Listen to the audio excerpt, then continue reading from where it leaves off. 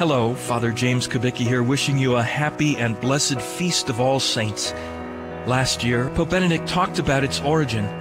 He said, "This year marks 14 centuries since the Pantheon, one of the oldest and most famous of the Roman monuments, was dedicated to Christian worship and named after the Virgin Mary and of all the martyrs. The temple of all the pagan divinities was thus converted to commemorate all those who, as the book of Revelation says, have come out of the great tribulations.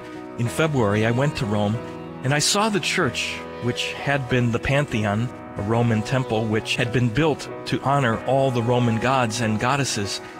In the year 609, the church transformed it into a church in honor of Mary and all the martyrs, and eventually all the saints.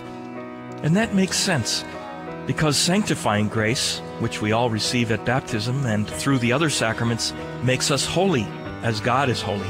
The Catechism of the Church, number 1997, says, "Grace is a participation in the life of God." And it goes on in 1999 to call the grace we receive at baptism Deifying Grace.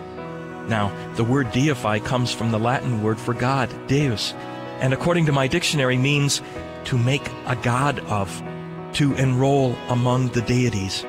Can we really say that? That we're in the process of being deified, and that the saints have arrived at this?